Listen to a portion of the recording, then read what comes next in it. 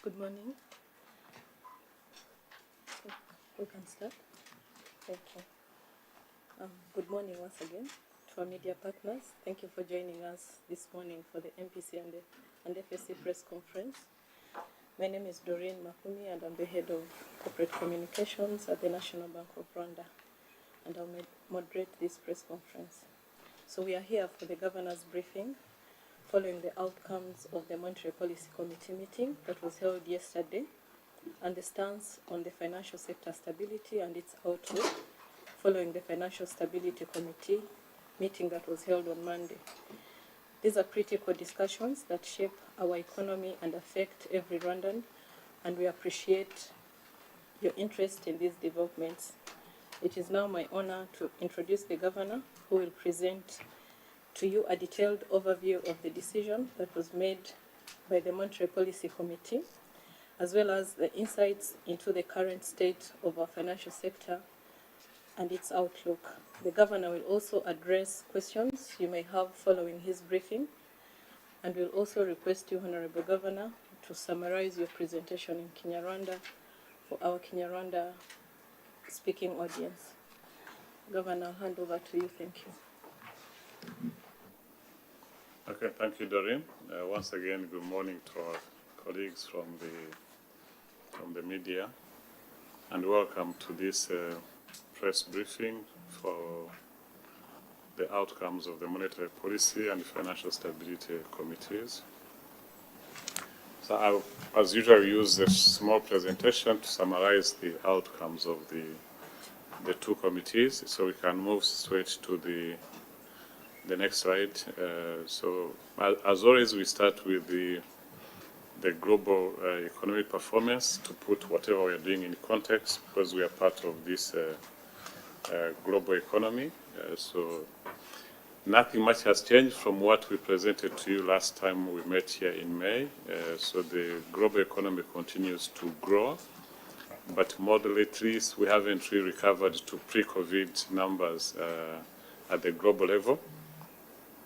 So as you can see, the growth of last year, 3.3, this year projected to grow by 3.2, and more or less the same next year at 3.3%. So the big economies, especially US and Europe, are still growing at really low numbers. But the good thing is, I think when the war in Ukraine struck and the challenges we had after that, there were fears of a recession, but at least we don't see any country, especially the big economies, going into recession this year or even next year. So we see the same recovery in the sub-Saharan Africa.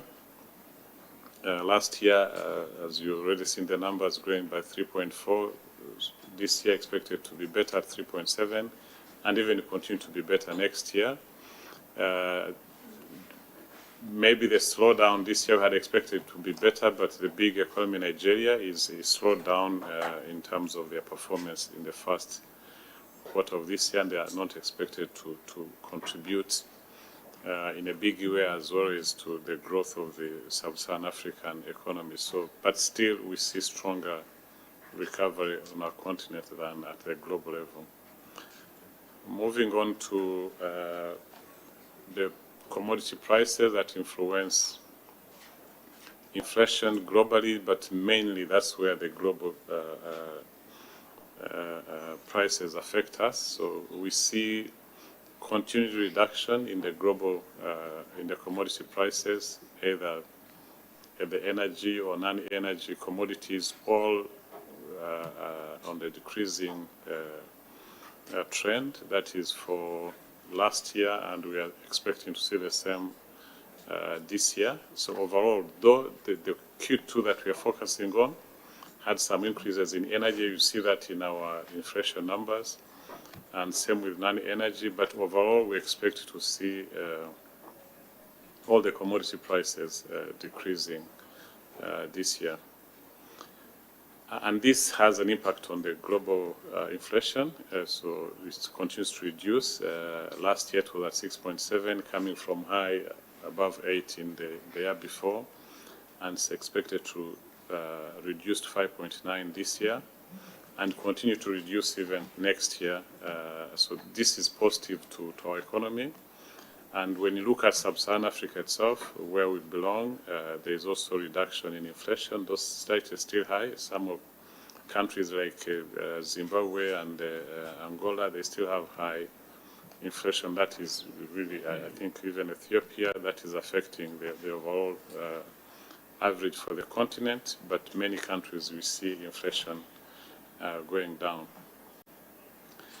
Now, coming to the domestic economy, starting with the real economic performance. As you saw by the numbers published by the Institute of Statistics, we had strong economic growth in the first quarter of this year at 9.7%.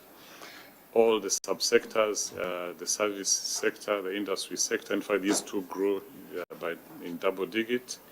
And we saw agriculture growing strongly after 2 years of underperformance. So Q1 of this year, agriculture performed well, and this is extended to Q2.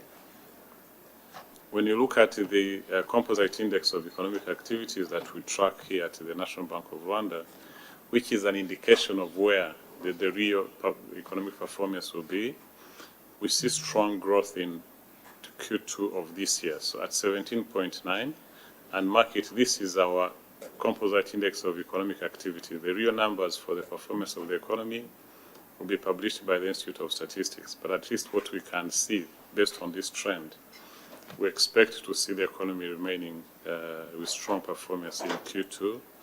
As you can see, this graph of our composite index is really moving the same direction as the actual numbers that will be coming later. So we expect to see continued strong performance. When we continue to the next slide on our external sector, though exports have been performing well in the past couple of years, this quarter the growth was very low at 0.9%, while we saw bigger growth in exports. So the reduced performance in exports is mainly because of coffee exports, underperformance of in terms of production, the volumes, but also the prices have gone down. Then we saw reduced demand for food items that were exported to East Africa, especially by the World Food Program. So that impacted on caused a slowdown in the performance of our exports.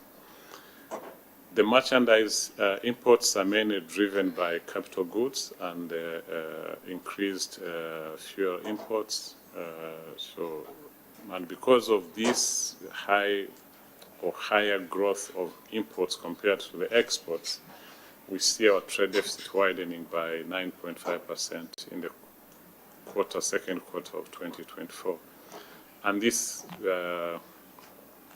causes sustained pressure on the exchange market, those much lower than what we had last year, but still higher than the average we normally see. So the exchange rate was at 3.7%, the depreciation of the Rwanda against the US dollar by end of June this year.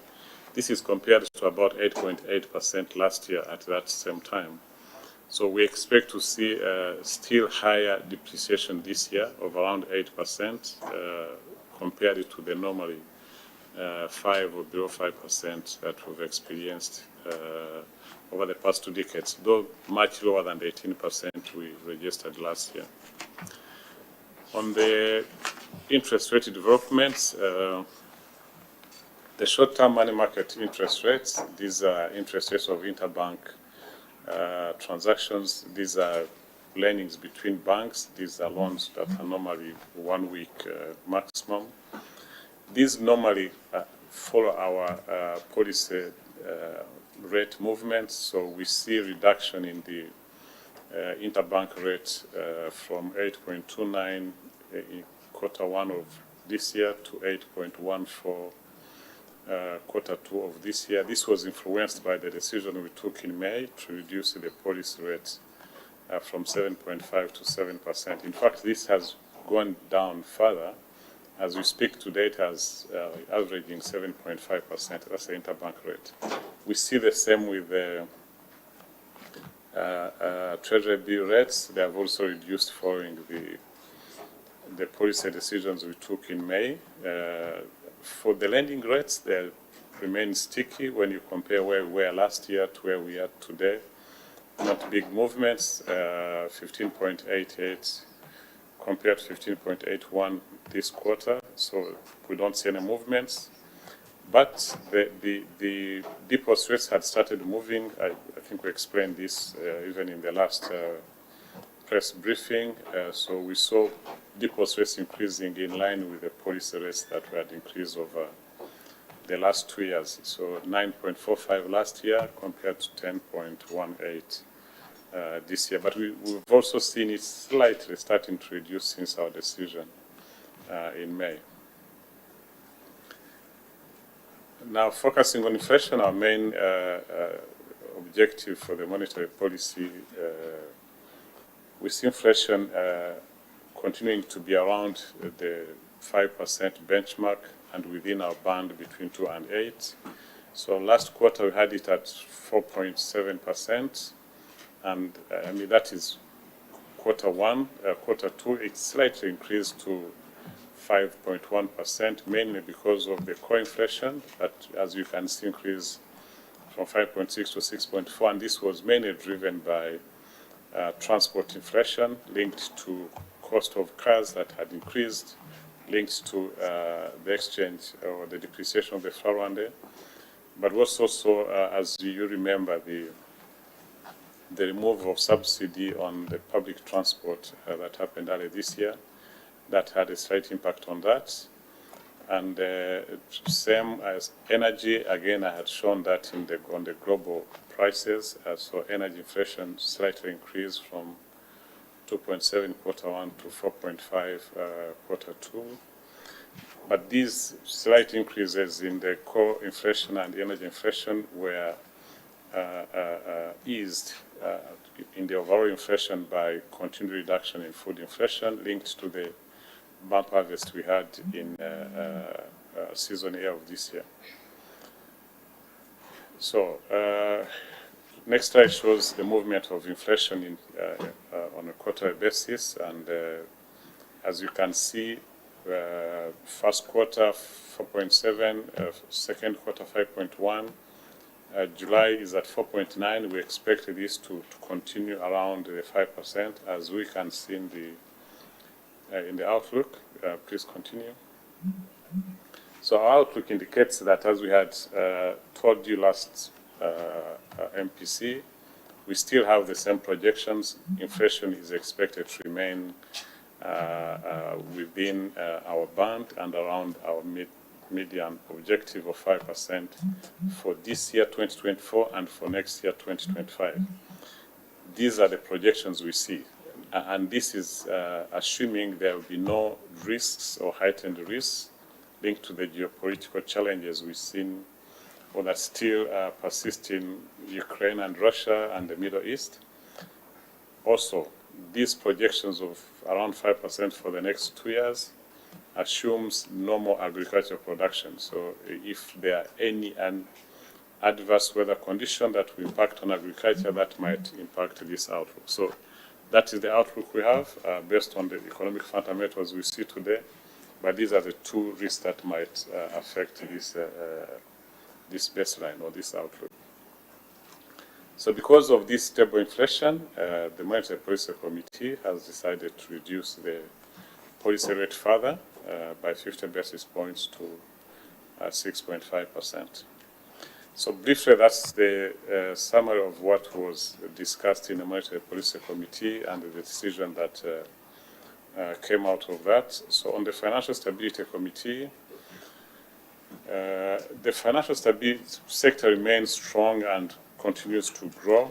The assets of the sector continue to increase by June this year compared to December, had increased by 20.8%, going to 11.6 trillion. This is mainly attributed to the good performance in the economy that has led to increased deposits, but also increased business, as you see on the capital, on the credit side. Then there are capital injections in the financial sector that also helped this increase in the assets. Now, on the banking side and microfinance institutions, we see continued intermediation of the financial sector, continued increase in outstanding loans in double digit, whether on the microfinance side or on the banking side. The microfinance side is a bit high because there were 3 financial institutions that moved from the banking sector to the microfinance sector, so that pushed up the growth numbers you see. Even the 2023 is adjusted to include these 3 microfinance banks that now moved to the microfinance institutions. Otherwise, without them, the growth was around 20%, so, but still very strong. So when you go to the next slide on the stability indicators, which is our main focus,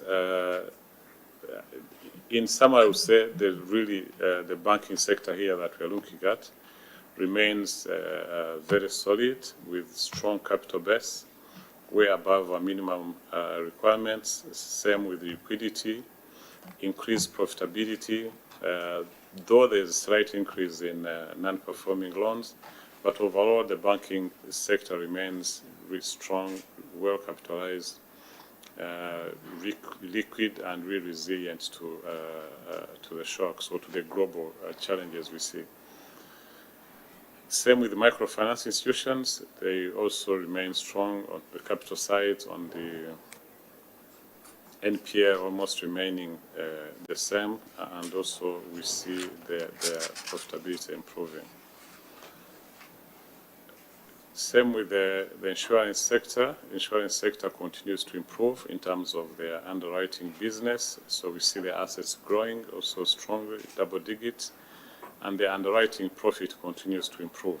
As we again been saying, since 2023, we've seen the insurance sector improving, stopping the underwriting losses, and now we see the underwriting profit continue to increase, which is good for the sector, for sustainability and for the growth of the sector.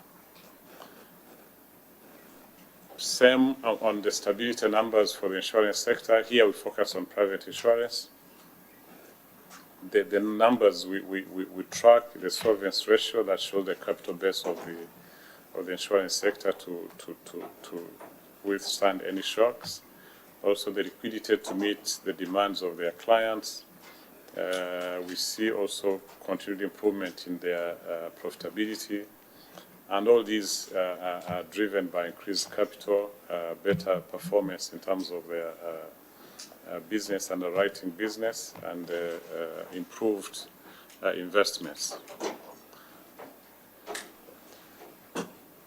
The public pension or pension in general, we see assets of the pension sector also increasing. IGIHE continuing to increase, though as you might have tracked, the subscribers slightly, the big increase that we've been seeing stopped since they removed it from the IGIHE of local government, but still we continue to see increase of IGIHE assets, and even the private pension fund assets continue to increase, though it's not indicated on this slide. On the payment system side, we continue to see deepening of the cashless drive or e-payments. As a percentage of GDP, it continues to increase. Now it's about almost around 220% of GDP. Mobile money or mobile payments and internet banking and mobile banking, they all continue to increase, as you can see. Over the last more than 10 years, we see strong uptake of digital channels, the use of digital channels. And the next slide shows the detailed improvements. I think one important thing to note is the increase in the merchants that are using points of sale or virtual points of sale for their transactions. That has more than doubled when you compare last year to almost doubled when you compare the two periods. So as way forward with the outlook, we expect the financial sector to remain sound and stable. We've indicated the strong capital base, the strong liquidity, the continued improvement in their profitability, the continued improvement in the efficiencies. There are risks associated to all that emerging, so supply chain disruptions linked to the global challenges, but we don't see that happening now, but these are just risks that could disrupt the stability of the financial sector. But as a regulator, we remain engaged with the institutions to ensure that none of these destabilizes our financial sector. So briefly, that's the outcome of the discussions of Financial Stability Committee. So thank you. Jango ariko nko bansabye reka magambo make ngerageze gukora incamake y'ibyo tumaze kuvuga mu Cyongereza. Nongera gushimira abanyamakuru ko mwitabiriye ubutumire bwacu kugira ngo tubagezeho ibyavuye mu biganiro by'akanama gashinzwe politiki y'ifaranga n'akanama gashinzwe kutajegajega ku rwego rw'imari.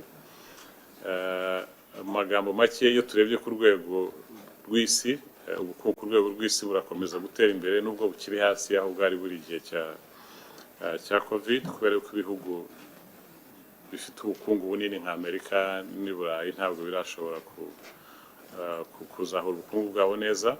Ariko icyiza nuko nta gihugu na kimwe kiri mu kuzagira ubukungu busubira hasi. Ubukungu bwose buratera imbere ariko mu buryo buciriritse. Iyo turebye no muri Afurika naho ubukungu burazamuka mu buryo bwihuse kurusha no ku rwego rw'isi. Nk'uko imibare muyibona uyu mwaka byiteze ko uzazamuka 3.7% muri Afurika ugereranyije na 3.4 twabonye umwaka ushize, ndetse bigakomeza kuri 4.1 mu mwaka utaha. Ikindi tureba ni ibiciro ku rwego mpuzamahanga, wenda mbivuze next slide, mbivuze ku rwego rwa inflation cyangwa umuvuduko wo kuzamuka kw'ibiciro byakomeje gusubira hasi ku rwego mpuzamahanga. Umuvuduko wo kuzamuka kw'ibiciro muri koko wari warenze 8% muri 2022, umwaka ushize biragabanuka bijya kuri 6.7%. Uyu mwaka byitezwe ko bizagabanuka bikagera kuri 5.9%, ndetse umwaka utaha bigakomeza bikagabanuka bikajya kuri 4.4%. Ibi ni ibitugaragariza yuko ikibazo twagiraga cy'umuvuduko w'ibiciro ku masoko duterwa n'ibyo dukura hanze biragenda bigabanuka, biza kugaragara no ku muvuduko w'ibiciro ku masoko yacu nk'uko tubigaragaza. Turebye ku rwego rw'igihugu, ubukungu burakomeza gutera imbere neza. Nk'uko mwabonye imibare yatanzwe n'ikigo cy'ibarurishamibare, iterambere ry'ubukungu mu gihembwe cya mbere ryari rihagaze neza cyane kuri 9.7%. Hari imibare dukurikirana hano nka Banki Nkuru y'Igihugu igaragaza uko ubukungu buhagaze. Iyo turebye mu gihembwe cya kabiri cy'uyu mwaka naho byo birakomeza gutera imbere neza. Nk'uko mubibona hariya iyo mibare dukurikirana iragaragaza ko yateye imbere 17.9%. Ntabwo ari bwo bukungu nyirizina, ibyo bizatangwa n'ikigo cy'ibarurishamibare muri uku kwezi gutaha, ariko twebwe iyo tubona uko bitugaragaza yuko n'ubundi mu kwezi mu gihembwe cya kabiri cy'umwaka ubukungu bwateye imbere neza. Wenda aho hakiri imbogamizi ni ku buhahirane n'amahanga, aho ibyo twohereza amahanga byateye imbere gake cyane 0.9% muri iki gihembwe cya kabiri cy'umwaka twasuzumaga, ugereranyije n'ibyo twakuye mu mahanga byazamutseho 6.4%. Ibi byatumye icyuho cy'ibyo dukura amahanga ibyo twohereza amahanga cyiyongeraho 9.5%, bikagira ingaruka ku isoko ry'ivunjisha, aho tubona ko ifaranga rikomeza guta agaciro. Ugereranyije uyu mwaka ntabwo bizaba cyane nk'uko twabibonye mu mwaka ushize, cyangwa se ariko biri hejuru gato y'uko twabonaga guta agaciro k'ifaranga mu myaka yindi ishize. Ibi biraterwa n'iki cyuho gikomeza kuzamuka. Ingamba zirahari ku rwego rwa leta, ntabwo ndi bubitindeho, ariko icyo tukora twebwe no gukurikiranira isoko ko igiciro kigendana n'ibiriho koko nta basahura mu nduru baza bigatuma igiciro gitumbagira bitagendanye n'uko ubukungu buhagaze. Ikindi ni kuri dukurikiranira hafi ni ku muvuduko w'ibiciro ku masoko. twishimira yuko tubona byasubiye hasi ugereranyije n'imyaka 2 twari tumazemo umuvuduko uri hejuru cyane. Mu gihembwe cya mbere cy'uyu mwaka nk'uko twari bagaragarije umuvuduko w'ibiciro ku masoko wari 4.7%. Igihembwe cya kabiri biba 5.1%. Ariko iyo tuboye mu mibare tubona mu mwaka wose ntabwo bizarenga 5%. Tubona ko muri uyu mwaka n'umwaka utaha umuvuduko w'ibiciro mu masoko bitazarenga 5% ari mu gipimo cya banki nkuru y'igihugu twifuza ko bitagombye kurenga. So kuri iyo mpamvu rero tubona inflation cyangwa umuvuduko ku biciro by'amasoko uri mu gipimo twifuza ko cyagombye kugumaho. Twasanze ari ngombwa ko tugabanya urwunguko rwa banki nkuru y'igihugu kuva kuri 7 kujya kuri 6.5%, kugira ngo tugendane n'uko ubukungu tubona bumeze. Kuko mubizi twarizamuye mu myaka 2 ishize kubera ibibazo by'umuvuduko w'ibiciro ku masoko twabona gukabije. Ubu rero kubera ko wagabanutse uri aho twifuza, twasanze ari ngombwa ko dukomeza kumanura urwunguko rwa banki nkuru y'igihugu. So muri make n'ibyo byavuye mu kanama ka politiki y'ifaranga, kanama kareba urwego rw'imari cyangwa se amabanki za insurance n'ibigo by'imari. Mu magambo make navuga yuko ni urwego tubona ruhagaze neza, rutari ibipimo byose ari imari shingiro bafite, ari amafaranga bafite akeneye gukoreshwa bitewe n'abakiriya ibyo bashaka, ari ukunguka kwabo uko guhagaze, ari ubwiza bw'imyenda batanga, byose buri mu bipimo bishimishije bitugaragariza ko nta mpungenge dufite yuko habamo guhungabana uko ariko kose ku rwego rw'imari cyangwa se urwego by'imari mu gihugu cyacu. So magambo make numva ari ibyo navuga byavuye muri izi nama twagize muri iki gihembwe. So ubwo twafungura abashaka kugira icyo babaza umwanya n'uwanyu. Murakoze. Thank you, Governor. Now the floor is open for questions. Basabe to limit the questions to 2 for each media house to manage our time effectively. Thank you. Radio 10.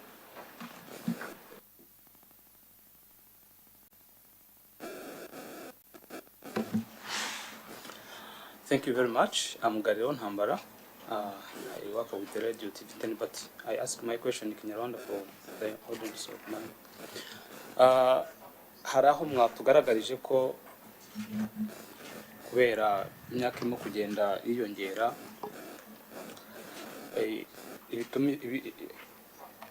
intambara ya Ukraine ndetse n'Uburusiya ubona ko koko irimo guteza ibyuho muri Afurika, ariko ibiciro ku isoko biracyakomeje kuzamuka mu gihe ibicuruzwa ku isoko mpuzamahanga ubona ko hari aho bigenda bimanuka ugereranyije n'uko imyaka igenda ihita. Tukibaza kubera iki ibiciro ku isoko bikomeza kuzamuka aho ugereranyije n'uko mwatweretse iriya mibare mu gihembwe cya mbere n'icya kabiri. Mubona hakomeza gukorwa iki kugira ngo ibiciro bikomeze kugabanuka ku isoko? Icya kabiri, hari abaturage twaganiriye batubwira ko amabanki iriya intere baka ari amafaranga menshi ku buryo ujya kubona ukabona habayeho guhomba. Bo bakifuza ko nka Central Bank bafasha mu kugabanya intere yo ku mabanki kugira ngo abaturage babashe kuba bakoresha ubucuruzi bwabo neza kandi intere ikagabanuka. Ikibazo cya nyuma nyakubahwa Gavana, iyo ugiye kureba mu bintu bijyanye na cashless, abaturage bamaze kubyumva. Mwana tugaragarije n'imibare igaragaza ko cashless mu baturage imaze gutera imbere. Kugeza ubu ngubu nubwo imaze gutera imbere abaturage bakabimenyera, ariko ujya kubona ukabonera bahenda mu buryo bumwe cyangwa ubundi. Niba ari ukohereza nk'ibihumbi 2 ukoresheje uburyo bw'ikoranabuhanga kuri sosiyete imwe runaka, ujya kubona ukabona utanze ibihumbi 2,100. Ubwo iyo umaze kohereza 2 wohereza 2 ugatanga 2 kongeraho 100, 100 barari gukata. Ugiye mu mibare usanga niba ukoresha cashless mu buryo ubwo ngubwo ushobora kujya nka nimugoroba bamaze gukata nk'amafaranga 2,000 bitewe n'uko wagiye wishyura ukoresheje ikoranabuhanga. wajya kubara ku kwezi ugasanga ni ibihumbi 60. Mubona nka beneri mudakwiye kugabanya icyo giciro, dore ko abenshi ari amakode babahaye kuri ariya masosiyete y'itumanaho batakiyakoresha, kuko nabo ngo babaca amafaranga runaka. Kuko niba akoresha cashless ujya kubona ukabona hari nk'ibihumbi 60 ku kwezi yishyuye mu buryo bumwe cyangwa ubundi. Murakoze cyane. Ngira ngo twabanza gusubiza buri umwe. Icya mbere reka mpere kuri icyo cya nyuma. Wenda sinzi 60 aho bikura, ariko ushuje iriya mibare subizaho slide ya no development kuri payment system, slide igaragaza merchants. The next, yes, that one. So icyo twaberetse nuko abantu bakoresha ikoranabuhanga mu kwishyurana bikubye kabiri, ntabwo bagabanutse. So bikubye kabiri. So urumva rero nuko bafitemo inyungu.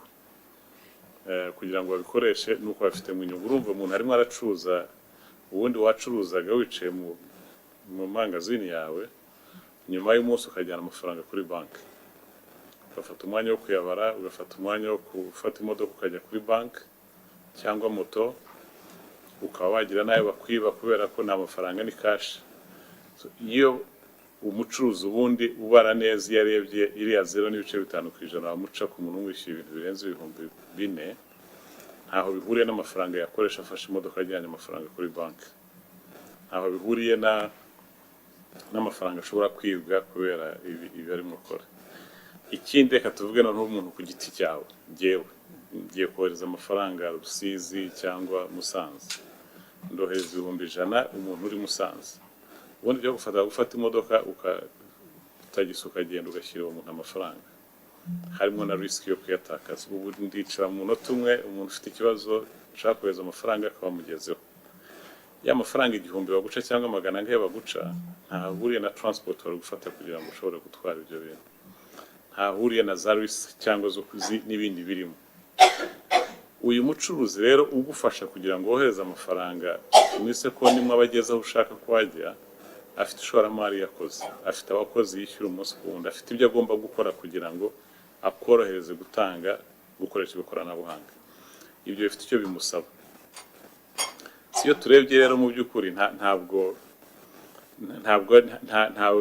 hamwe tubona hari ikintu cy'umurengera cy'amafaranga yishyurwa gukoresha ikoranabuhanga, kuko ugereranyije uko ahatari ikoranabuhanga abantu barahendwaga kurushaho.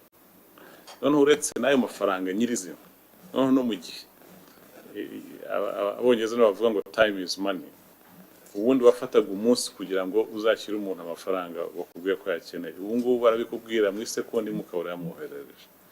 Ibyo byose rero bifite inyungu kuri wowe, ku bukungu. So aba bashora imari mu kugira ngo borohereze abantu guhererekanya amafaranga, icyo kiguzi ni ikibafasha gushobora gukomeza gutanga iyo serivisi.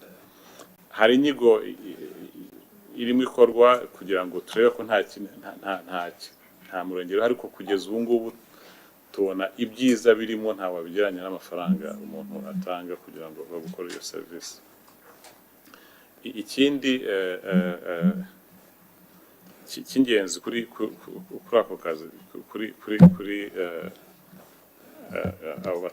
bahererekanya amafaranga, ntabwo twebwe nka Central Bank ntabwo dutegeka ibiciro by'abatanga serivisi z'imari. Ari abo ngabo, ari amabanki, ari iki, ntabwo mubasha banki nkuru ihabwa harimo gutegeka ibiciro bagombye kugurishirizaho serivisi zabo. Icyo gihe waba ugiye kunaniza ishoramari mu rwego rw'imari. So ntabwo rero ibyo dusaba, icyo tureba ni uko dukurikirana kubera ko serivisi zitangwa neza, kandi akenshi kubera ko harimo abantu batandukanye batanga izi serivisi, ibiciro birigena, hazamo ibintu bya competition bituma ibiciro n'ubundi bigendana n'uko isoko rihagaze.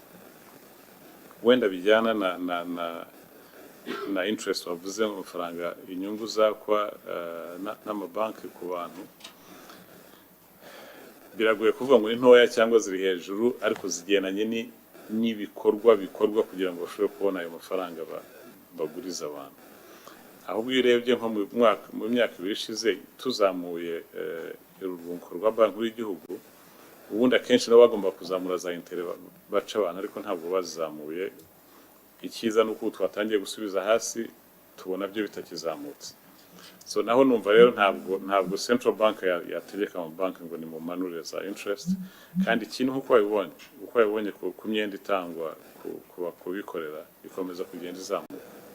Ntabwo ruvuga ngo abantu bananiwe gufata imyenda kubera ko ihenze. Niko ubukungu bwacu buhagaze uyu munsi. So icyiza ni uko abantu imyenda barayifata bikomeza bizamuka, ntabwo abananirwa kwishyura imyenda bari hejuru nkuko twabigaragaje. Nanone imyenda itishyurwa neza ikomeza iri hafi 5%, kandi rwo ari cyo kigero twumva kitagombye kurenga. Iyo kiraho ngo nta kibazo kigaragara kirimo. So nta bintu rero tubona bidasanzwe bitera ibibazo mu bafata amafaranga kubera yuko za interest ziri hejuru. Uko ubukungu bugenda burushaho gutera imbere, uko amafaranga akomeza kugenda aboneka, uko barugenda kurushaho banoza imikorere yabo, nabyo bizagenda bimanuka buhoro buhoro. Iyi 15 n'ibice bingahe tubereka mu myaka 10 ishize byari hafi 18 ku mpuzandengo, ubwo nibyo mvuga. So bigenda bimanuka buhoro buhoro rero bitewe n'iterambere uko rigenda rirushaho kuborohereza mu mikorere yabo no kunoza no kubona n'amafaranga nabo bakoresha. Ikindi ibiciro ku masoko twaberetse yuko byaragabanutse. Umuvuduko ntabwo no muri politiki y'ifaranga ntabwo twifuza ko ibiciro byagira umuvuduko uri negative, byagabanuka buri gihe. Bigabanutse buri gihe byakwisha ishoramari.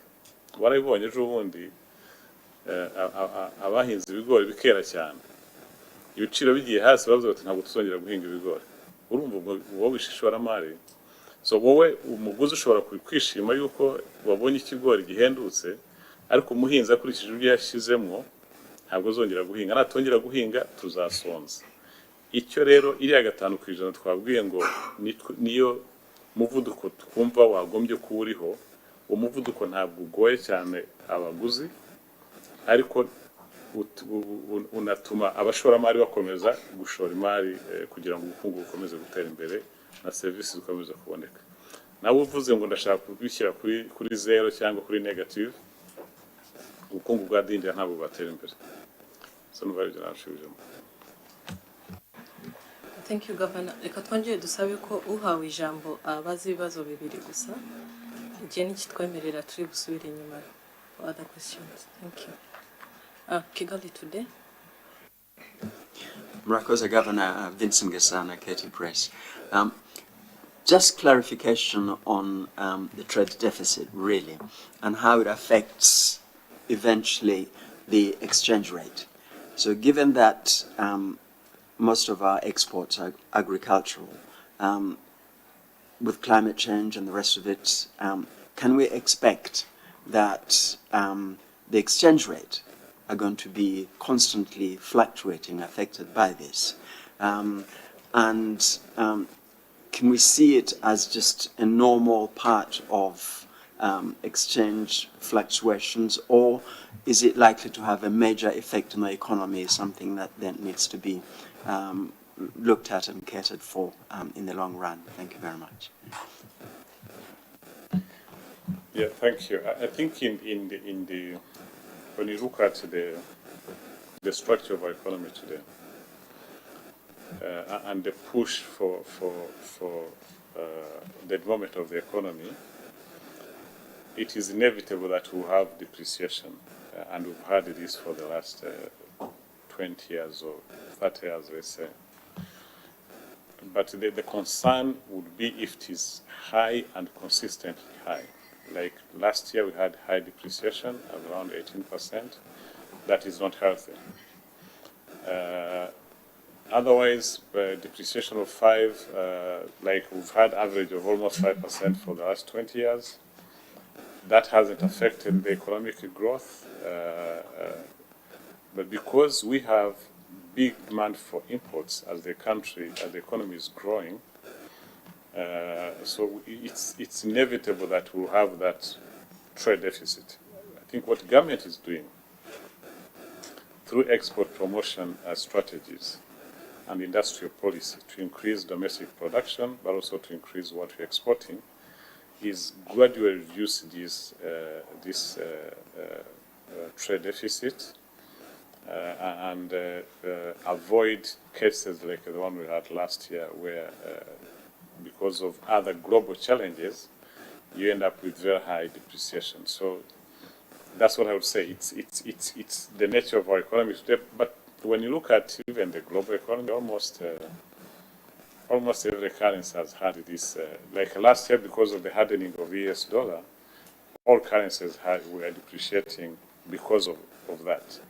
But for us, we have the added push from the current account deficit, that is the demand and supply forces. So that's what I can say, but I have my chief economist here. Maybe you can add some explanation to that. Yes, thank you, Governor. I think just to complement, you mentioned the exports we have that are agriculture, but if you look at the past 10 years, the structure of our exports have changed from what we used to call traditional exports, which are coffee, tea, and minerals, to more non-traditional exports that are manufactured goods that we export to the region. So their share have been increasing, and that's actually the objective. If we want to boost our exports, as part of the strategy, is to produce more things that are more diversify our exports in a way to not only rely on few products which are affected by international developments. So that's what I can add. Thank you, Governor. We have someone there, Bo. Please introduce yourself. Murakoze nyakubahwa Governor. Nitwa Charles Ruzindana, nkorera Kigali Today. Mu mwaka ushize Banki Nkuru y'u Rwanda yashyizeho amabwiriza agenga abantu bashaka gutanga serivisi z'imari ariko batakira amafaranga abitswa, baba abantu ku giti cyabo cyangwa se amatsinda cyangwa se ibigo. Nashaka kubaza, ubu ngubu dufite abantu bangahe bamaze kwemererwa na Banki Nkuru y'u Rwanda batanga izo serivisi z'imari? Hanyuma ayo mabwiriza yari yagiyeho mu rwego rwo guca cyangwa se guhangana n'abantu bacuruza amafaranga cyangwa batanga serivisi z'imari batabyemerewe, ibi twita bankiramberi, ariko turacyabona abantu babikora. Turacyumva abantu bataka ko bamburiwe mu imitungo yabo mu bacuruza amafaranga mu buryo butemewe. Abo bantu boko bagihari bazarwanwa bati? Ikibazo cya kabiri ni nacyo cya nyuma, mwatugaragarije ko uburyo ibigo by'imari bitanga inguzanyo bwiyongereye, abafata imyenda bongereye imibare. Hari urwego rw'ubuhinzi, abari mu mishinga ikora mu ruhererekane inyongera agaciro rw'ubuhinzi ndetse n'ibigo by'imari bagaragaza icyo nakwita nko kwitana ba mwana. Abo bantu baravuga bati ibigo by'imari ntibitwizera ngo bitugurize kuko bivuga ko nta buryo tugaragaza ubufatika amafaranga yabo yagaruka. Ibigo by'imari nabyo biti aba bantu bakora mu buhinzi bamwe muri bo nta bumenyi bafite bwo gukora imishinga iri bankable yahabwa amafaranga n'ibigo by'imari, ndetse imishinga yabo usanga ifite ibyuho ku buryo nta banki yakwemera kubaha amafaranga, nta banki yakwemera gufata iyo risk. Nka Banki Nkuru y'Igihugu nifuzaga kumva comment yanyu kuri icyo kintu. Murakoze nyakubahwa Governor. Murakoze. Polisi y'Kongo wakisubirije, but I request Deputy Governor gusubiza icya kabiri. Jari cya mbere watanga imibare basabye kuri Nandi Post Taking cyangwa se the money lenders na what we are doing kuri Bank Lambert. Jari ni umuyobozi ushinzwe kurengera abaguzi no gukurikirana ibyo ibigo bidafata deposit. So please go ahead. Murakoze cyane Governor. Mu murongo wo kugira u Rwanda igicumbi cya serivisi z'imari hagiye hatekerezwa ingamba zitandukanye. Hatekerezwa rero yuko twaha uburenganzira n'abantu bafite amafaranga ku giti cyabo batakira amafaranga y'abaturage kugira ngo abashoramari bazane ayo mafaranga bashoboye kuyaguriza ku baturage. Ngira ngo mu mpera z'iki gihembwe turimo kuvuga tumaze kugira ibigo hafi bigera muri 40 bitanga izo serivisi. Kandi turabona yuko mu by'ukuri inguzanyo zitangwa hanze ku bukungu bivuye muri ibyo bigo zirimo kugenda ziyongera. Hanyuma ikindi mwabajije bariya bakora mu buryo butemewe twita banke Lambert, mu by'ukuri nacyo twashaka gufasha kuko twakoze ubushakashatsi dushaka kumenya impamvu abantu bagana Lambert, barazitugaragariza zimwe na zimwe, cyane cyane iyo bagaragazaga cyane bashaka kuvuga bati umuntu ashaka inguzanyo yihuse hari igihe bimugora, ariko bariya baguriza ku giti cyabo hari igihe babasha kubyihutisha. Ariko bariya bakora mu buryo butemewe bazana n'ibindi bibazo murabizi, aho afata nk'inzu y'umuntu akavuga ngo barayiguze bugacya yayigurishije. Abo rero hari byinshi tugenda dukora, harimo n'ubukangurambaga kwigisha abaturage abaguza ko bagana ikigo kizwi, hanyuma no kwigisha bariya babikoraga mu buryo butemewe n'amategeko yuko hari amategeko babigenga, ushaka gukora mu buryo buzwi waza ugasaba uburenganzira, ariko abagumya kubikora mu buryo butemewe bo twigisha abaturage nabo tukabigisha, ariko tugafatanya na polisi na RIB kugira ngo babashe kwihanirwa mu buryo bwemewe n'amategeko. Murakoze. Murakoze kuri icyo kibazo cy'inguzanyo ijya mu rwego rw'ubuhinzi. Nibyo koko ikigero kiracyari hasi urebye n'inguzanyo zijya mu zindi sectors, kandi imbogamizi zirimo wazigaragaje. Ariko icyo navuga ntabwo ari Banki Nkuru y'u Rwanda ikikora cyane cyane ni ukureba koko izo mbogamizi ese n'iki cyakorwa kugira ngo zigabanuke. Murabizi ko leta yashyizeho ubwishingizi butuma umuntu uri mu buhinzi yafashe ubwo bwishingizi biha n'icyizere banki zikaba zashobora kumuguriza. Icya kabiri ni uyu mushinga washyizweho w'inguzanyo zinyuze muri BRD cyangwa banki itsura amajyambere wa SIDAT miliyari 15. Aho byari kugira ngo bifashe abari mu buhinzi kuba bagira inguzanyo ku giciro kiri hasi ugereranyije n'inguzanyo zisanzwe, ndumva bageza kuri 12%, ariko kandi harimo n'iyo component cyangwa se uko banki yabitanze ayo mafaranga nayo hagize ikibazo kiba mu buhinzi, abantu ntibeze neza kubera ibibazo bitandukanye, cyane cyane irihinduka ry'ikirere, banki nazo zidahomba. Urumva ko nka Banki Nkuru y'u Rwanda natwe ntabwo twashishikariza amabanki gutanga amafaranga cyangwa se kuguriza muri sector tubona yuko bahomba, ariko ibyo bintu bibiri byaba ubwo bwishingizi butangwa ndetse n'ubufatanye n'abandi bafatanyabikorwa bwo gushyiraho izo nguzanyo zihabwa abahinzi kandi ku giciro gito, tubona bigenda bifasha, nubwo bitarihuta cyane ariko bigafasha kuzamura ikigero cy'inguzanyo zihabwa ubuhinzi. Icyanyuma nanone ni ukwigisha abari mu buhinzi cyane cyane uko bakora imishinga yakwemerwa na banki cyangwa banki nazo zakwizera.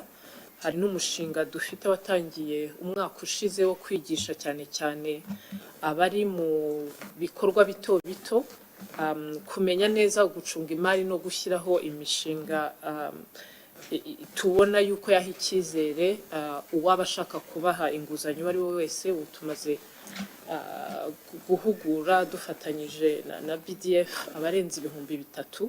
Twumva rero ko dukomeje n'izo ngamba zo guhugura cyane cyane abafite imishinga mito, tutibagiwe n'abari mu buhinzi, nabyo bizafasha guha icyizere amabanki ndetse n'ibigo by'imari biciriritse kugira ngo bihe umuntu inguzanyo nawe yumvise icyo asabwa kugira ngo uwo mushinga we udahomba, kandi n'izo banki zigatanga inguzanyo zizeye yuko abantu bazashobora kwishyura. Numva ari icyo navuga.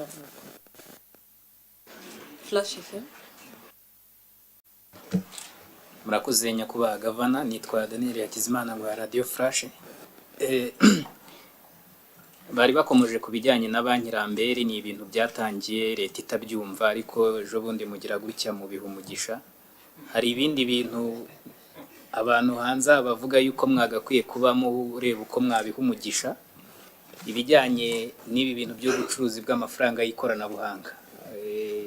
uyu munsi abantu ubona ko babirimo benshi rimwe nubwo mukunze kubakangura ngo be kubijyamo ariko usanga barenze bakabijyamo bivuze ngo bishobora kuba birimo inyungu utamenya simbizi hari n'ibindi byadutse ubu byitwa ngo ni forex trading birimo n'uherutse gufungwa ejo bundi ibyo bintu nta kuntu sinzi niba bishoboka ese birashoboka ko nabyo mwabiha umugisha murakoze.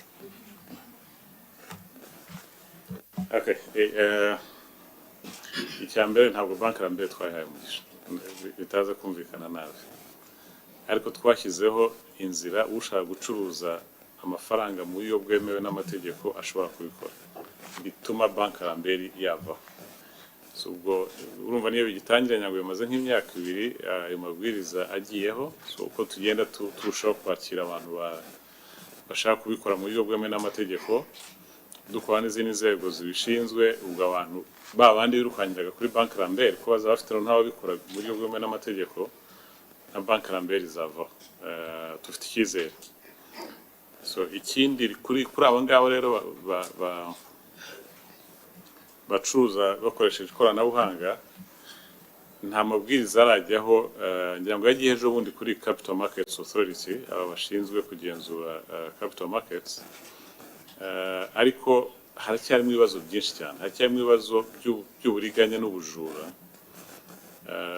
icyo tugerageza gukangurira abantu kwirinda kubijyamo kuko wabivuze ngira ngo bavuga ngo bashobora kuba harimo ikintu ariko ugiye kureba ugiye gukora ubushakashatsi nta muntu n'umwe muri abo ngabo wigeze ukora ngo yo kwambura abantu hafi bose barangira bambuye abantu ko batangira yakira amafaranga ya kanaka agahita amuha inyungu undi yaza agatangira gukoresha amafaranga y'abantu baza bamugana kwishyura abaje mbere uko yishyura abaje mbere niko akangurira abandi kumugana bikagera ahantu byamubanye umurengera atagifite uko ashobora kwishyura aba bantu noneho mu kanya gato ukabona yahombye yabuze. So icyo dukangurira abantu rero ni ukwirinda gukorana n'aba bantu bakoresha ikoranabuhanga mu bucuruzi bw'amafaranga.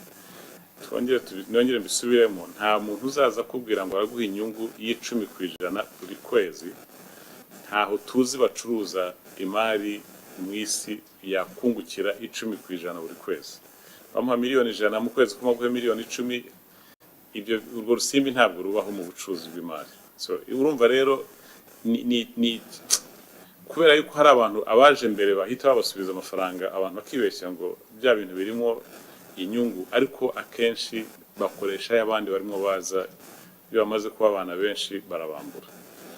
So numva rero ari ubundi koranabuhanga ariko turimo tujyamo uyu munsi hari abantu bafata imyenda babikuye muri bigo by'imari bigiye bakoresha ikoranabuhanga uyu munsi iyo twita digital loans ni ikintu usaba umwenda kuri telefoni yawe ukawufata ukawukoresha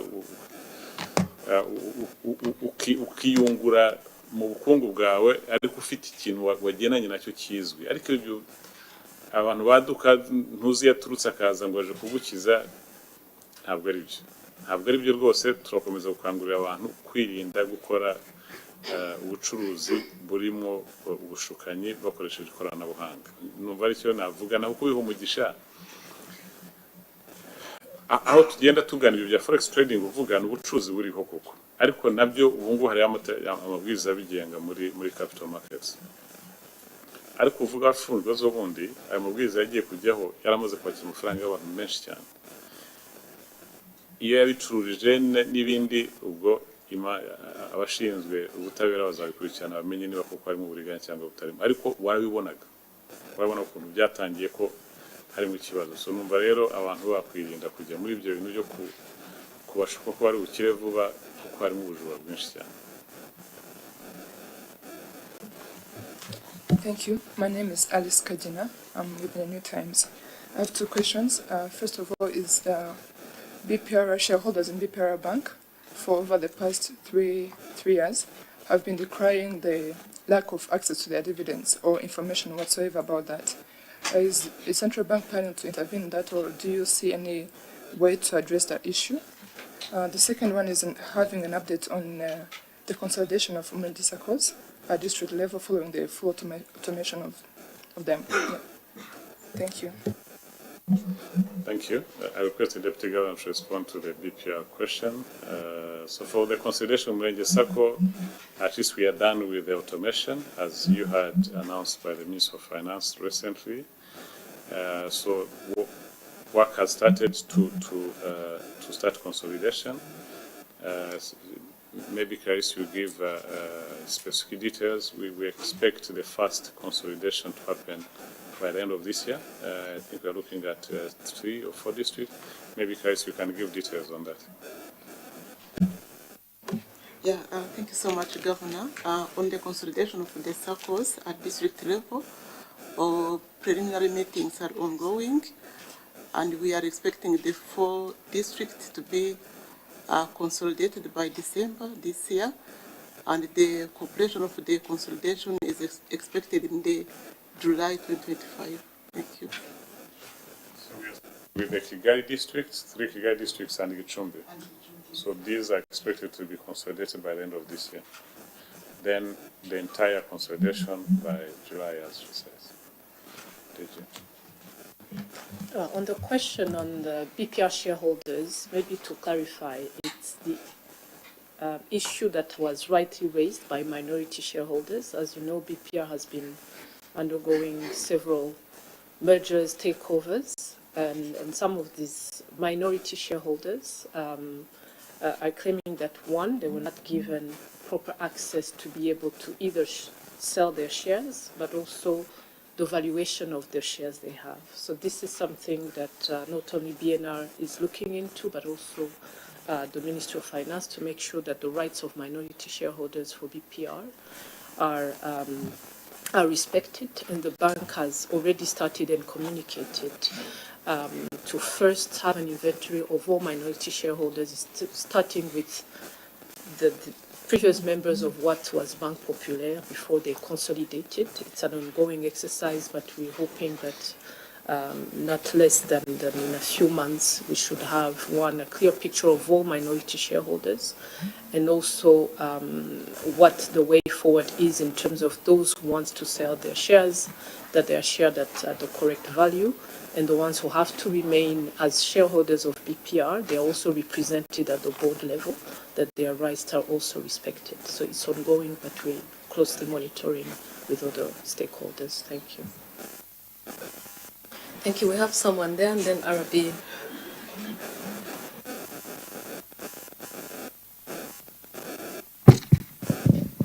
Murakoze, nitwa Umurerwa Vestine, ndi umunyamakuru wa Isango Star. Mugenzi wanjye yarabaje mu kanya ku ikoreshwa ry'ifaranga ry'ikoranabuhanga, ariko nagira ngo mbabaze muri 2026 ngo nibwo izatangira gukoreshwa, ariko se nakwibaza mubona bizatanga uhe musaruro mu bijyanye n'ubucuruzi bw'amafaranga, cyane ko haribo nayo irwanya ubucuruzi bw'amafaranga y'ikoranabuhanga. Hari uwuhe mutekano waba wizeye ku buryo icyo gihe bizagera ubucuruzi bw'amafaranga y'ikoranabuhanga bushobora kugenda neza? Ikindi nabaza ni ku bijyanye n'amafaranga, amadolari ku isoko ry'u Rwanda bivuga yuko ari make, aho n'abayafite usanga bayabika kugira ngo bazayatanga nuko yiyongereye. Icyo kibazo wenda mwagisubizaho iki? Murakoze.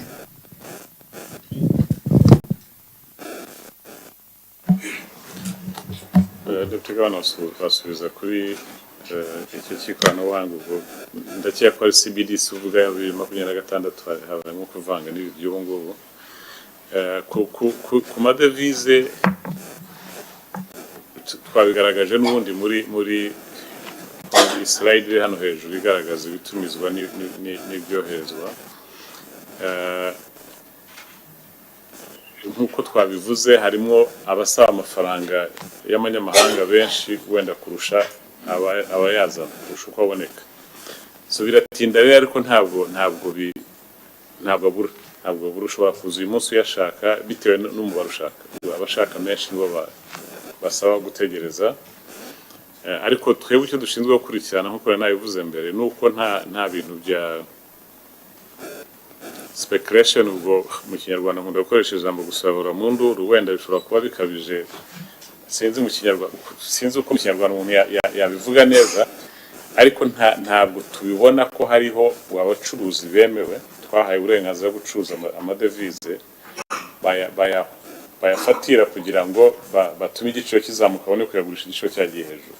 Ibyo turabikurikirana umunsi ku wundi, nk'uko mwabibonye umunsi iki gihe cyo nta makosa turabona. Ubundi mu myaka ishize cyane cyane za forex bureau bakunda kuzanamo amakosa, ababikoraga twarabahanaga tukabahagarika. So navuga yuko rero kuba amadovize nk'uko twaberetse iyi depreciation irimo iba igendana n'ukuntu byoroshye kuyabona. Uko agenda agorana kuyabona niko n'igiciro cyayo kizamuka, ariko ntacyo tubona kidasanzwe kiterwa n'abayacuruza ko baba bayafatira kugira ngo bayatere kubura ku isoko azamuka igiciro, nuko koko abayashaka ugereranyije n'ahari yaragabanutse. Ariko icyo twakoze nka Banki Nkuru y'Igihugu, uretse gukurikirana ko ubucuruzi bugenda neza, guhera muri uku kwezi kwa karindwi twongereyo dutanga ku isoko. Ubundi twatanga miliyoni 5 ku cyumweru, twarongeye tuyashyira kuri miliyoni 7 ku cyumweru kugira ngo twunganire tugabanye icyo cyuho kigaragara ku isoko. Bakoze kuri icyo kibazo cy'ifaranga koranabuhanga, wenda nabanza kugira ngo twongere dusobanure neza itandukanyirizo ry'ifaranga koranabuhanga rya Banki Nkuru ariyo CBDC, hanyuma hakaba n'ayandi mafaranga y'ikoranabuhanga ariko iyo atangwa n'abikorera, ibyo bita cryptocurrency. Iryo wavuze twagaragaje ko turangije inyigo tubona ko mu myaka 3 iri imbere dushobora kuba koko twarisohoye, niba muri mwigerageza inyungu twabonyemo koko bigaragaye ko ryakoreshwa zigatanga iryo nyungu, niyo CBDC cyangwa ifaranga koranabuhanga rya Banki Nkuru.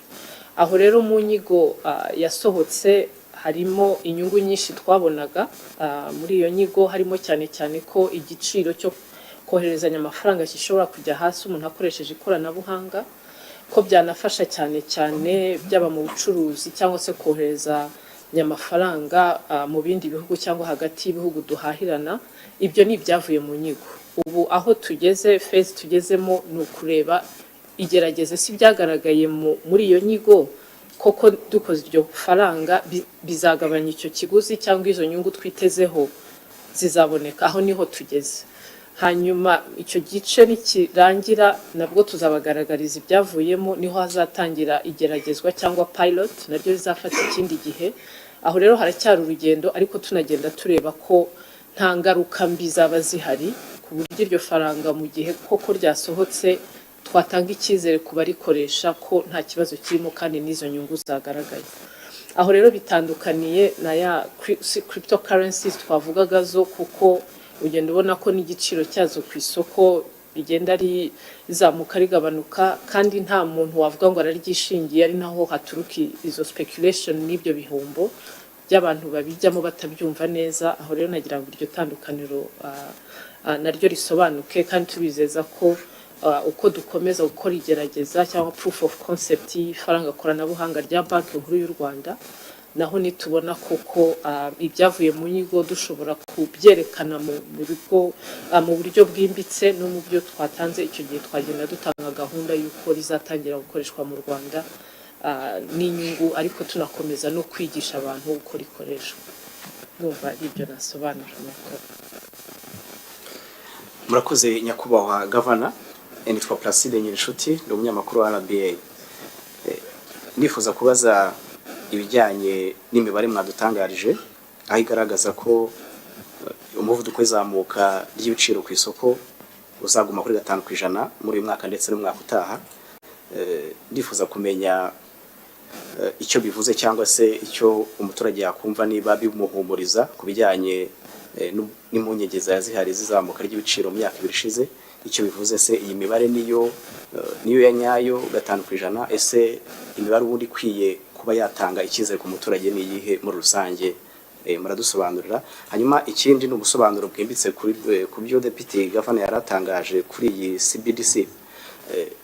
Nibyo koko inyigo yarakozwe, ndetse na n'ubu ngubu muri gukora icyo nakwita wenda n'indi myiteguro kugira ngo iyi CBDC zabe yaje mu gihe kizaza. Turifuza kumenya mugize nko kangahe ku ijana, ku buryo wenda kuko tuzi ko nibura 2026 aribwo iyi CBDC yaba yamaze gutangira gukoreshwa nk'igerageza.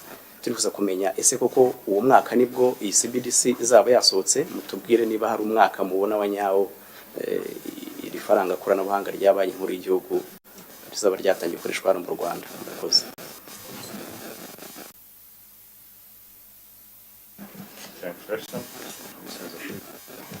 Yes, kuri icyo kibazo cya CBDC imyaka twihaye niyo tubone ikenewe kugira ngo koko iryo faranga imyiteguro nk'uko babivuze yabishoje, ariko n'abantu bamaze kumva neza uko ikoreshwa. Aha rero kuvuga ngo tugeze ku gice cya kangahe ku ijana, wenda mu gihe cy'imyaka dushigaje navuga nti dushigaje imyaka 2 n'andi mezi, nkakubwira na phase turiho ubu yo kugerageza. Ni ukuvuga ngo tekinoloji tugiye gukoresha ni iyihe, ese iratanga icyizere ko atari ifaranga makuru y'abarikoresha yakwibwa nka cyber security. Ni ikintu cyane cyane cy'ingenzi. Icya kabiri ni ukuvuga ngo mu gihe iryo faranga ritangiye gukoreshwa, ese koko rizakoreshwa nta kiguzi ku munyarwanda urikoresha, kandi rizaza ryunganira n'izindi systeme ziriho zo kwishyurana, ese birakorana neza, iyi interoperability duhora tuvuga.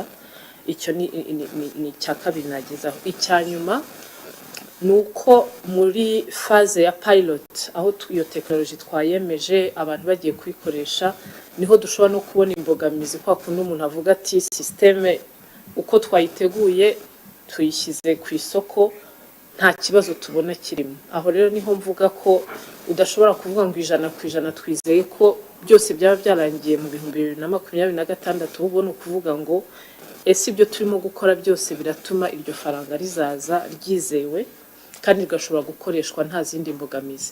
Aho rero niyo mpamvu twagiye dufata n'uwo mwanya wo kwiga byimbitse, kukumva ko ntabwo ifaranga rya banki nkuru y'u Rwanda wapfa kurishyiraho ibyo byose bitabanje gukorwa no kugira icyizere yuko nta kibazo bizatera, ahubwo inyungu twabonyemo arizo zizaza ziri imbere na risks dushobora kuvuga tuti tuzi uko izo ngaruka twazirengera. Aho ndumva ariho navuga ko tugeze, ariko buri cyiciro uko kizajya kirangira nk'uko ubushakashatsi burangiye twabimenyesheje, naho tuzagenda tubagaragariza aho tugeze. Murakoze. Urakoze. Ku kintu cya inflation cyangwa umuvuduko w'ibiciro ku masoko, nk'uko nabikomojeho mbere, ntabwo ubundi mu nyigo zakozwe utarenze 8% ntujye munsi ya 2%, ntacyo byaba bitwaye byaba ari byiza ku bukungu, byashigikira ishoramari kandi ntabwo byahungabanya umuturage cyane. So hari igipimo cyangwa umuguzi, hari igipimo tuvuga cyangombwa gushigikira ishoramari. So iyo twebwe dufata 5% hafi ni nkaho bitarenze 5%. Ikindi nuko uretse icyo gipimo tukirinda ko bihindagurika cyane, kuko iyo bihindaguritse cyane ari umushoramari ari umuguzi uteganya ibyo azakoresha mu mwaka runaka, biramugora kugira iteganyagihe, cyane cyane ishoramari. So hari ikintu cyitwa rero stability muri inflation, kuba umuntu avuga ati nje gushora imari yanjye mu Rwanda, ntabwo ejo inflation izaba ari 20 ngo bukiri 0 cyangwa munsi ya 0 ejo bundi bari 30.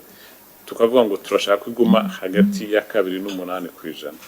Icyo gihe ni byiza ku bukungu kandi ntabwo bihungabanya umuguzi cyane.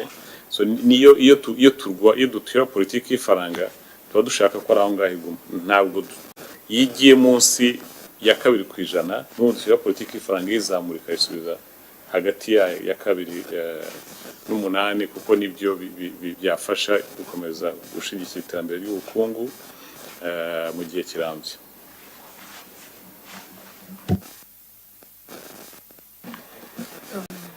Any other questions? Looks like we're done. No. Yeah. So. Okay. So murakoze cyane rero. Thank you so much for again accepting the invitation. Twizeye ko muri budutumikire neza. Murakoze.